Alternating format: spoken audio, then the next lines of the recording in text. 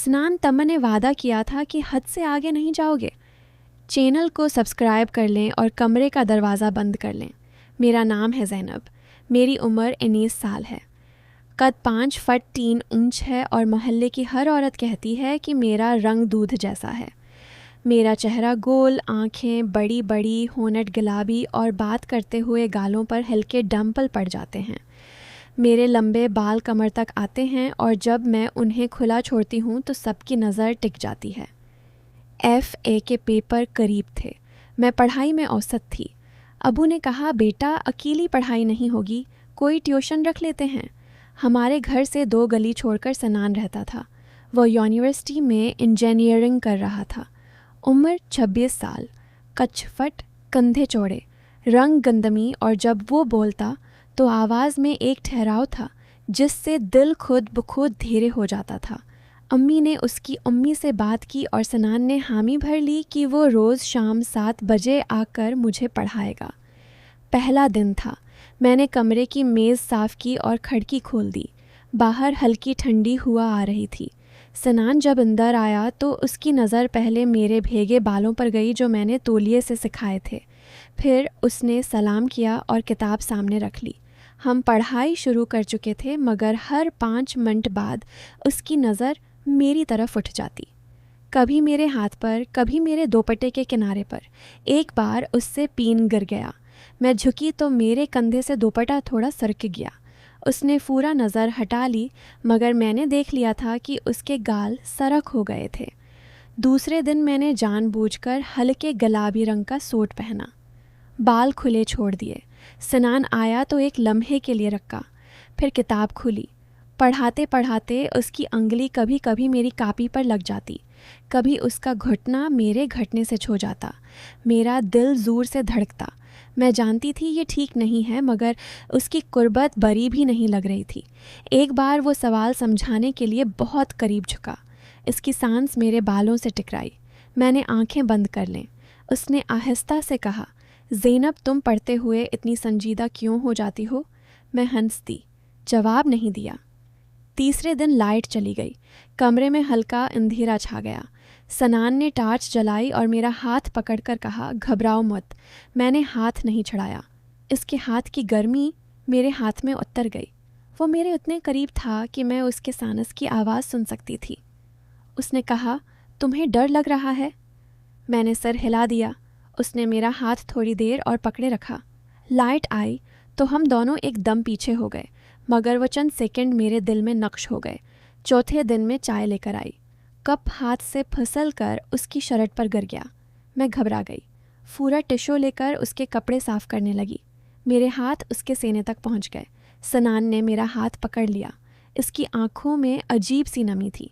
उसने आहिस्ता से कहा, ज़ैनब बस करो वरना मैं खुद पर काबू नहीं रख पाऊंगा। मेरी आंखों में आंसू आ गए। उसने मेरा सिर अपने कंधे पर रख दिया। चंद लम्हे हम ऐसे ही बैठे रहे। फिर वो उठा और बोला, आज बस इतना ही, कल मिलेंगे। इस रात मुझे नींद नहीं आई। मैं छत पर लेटकर सितारे देखती रही और सनान के बारे में सोचती रही। अगले दिन पता चला कि उसे बुखार है। मैं बहाना बनाकर उसके घर गई। घर में कोई नहीं था। वो कमरे में लेटा हुआ था, पेशानी तप रही थी। मैंने पानी की पट्टी उसके माथे पर रखी। उसने मेरा हाथ पकड़कर अपने गाल पर रख लिया। उसकी आंखों में थकन थी मगर साथ एक अजीब सी चाहत भी। उसने सरगोशी में कहा, यह बुखार तुम्हारी वजह से है, तुम्हारे ख्याल ने चैन नहीं लेने दिया। मैं खामोश रही। उसने मेरा हाथ अपने दिल पर रख दिया। तुम्हारा नाम लेते हुए ये और तेज धड़कता है। मैंने आंखें बंद कर लें।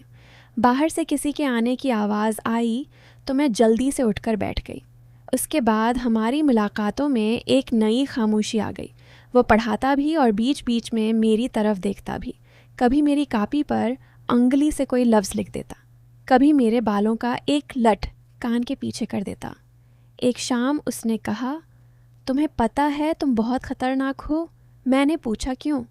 बोला, क्योंकि तुम्हारे सामने बैठकर मुझे कुछ याद नहीं रहता। मैं मुस्करा दी। एक दिन अम्मी कमरे में आ गईं। हम जल्दी से सीधे होकर बैठ गए।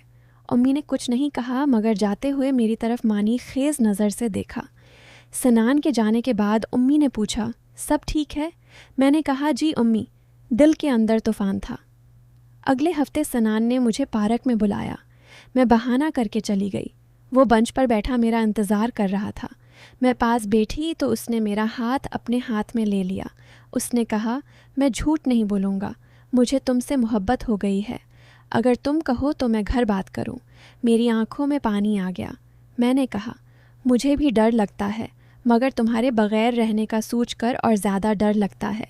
इस दिन के बाद हमारी बातें और गहरी हो गईं। कभी छत पर बैठकर घंटों बातें करते, कभी वो मुझे छोटे छोटे ख़त लिख कर देता। एक ख़त में उसने लिखा था, तुम मेरी ज़िंदगी की सबसे खूबसूरत गलती हो, जिसे मैं दरअसल नहीं करना चाहता। मैंने जवाब में लिखा, हाँ। एक शाम घर में कोई नहीं था। हम कमरे में बैठे थे। सनान ने मेरा हाथ पकड़ा और मुझे अपने करीब खींच लिया। उसने मेरे माथे पर बोसा दिया, फिर मेरे बालों में अंगुलियां फेरने लगा। मैंने उसके सीने पर सिर रख दिया। उसके दिल की धड़कन बहुत तेज़ थी। उसने कहा, ज़ैनब, अगर तुमने हाँ कर दी तो मैं कल ही उम्मी से बात करूँगा। मैंने आहिस्ता से कहा, हाँ कर दो। इसी रात हमने फ़ैसला किया कि अब छिपाना नहीं है। सनान ने अगले दिन अपने घर वालों से बात की। मेरे अबू पहले माने नहीं, मगर फिर सनान के अखलाक और पढ़ाई देखकर राज़ी हो गए। आज हमारी शादी को 2 साल हो गए हैं। लोग कहते हैं ट्यूशन वाला इश्क ज़्यादा देर नहीं चलता, मगर हमारी कहानी अभी ख़त्म नहीं हुई। वो रोज़ ऑफिस से आकर पहला सवाल यही करता है, आज पढ़ाई कैसी रही? और मैं हंस कर कहती हूँ, उस्ताद बहुत सख्त हैं, क्योंकि कुछ कहानियाँ ख़त्म नहीं होते, वो बस एक कमरे से शुरू होकर पूरी ज़िंदगी तक चलती रहती हैं।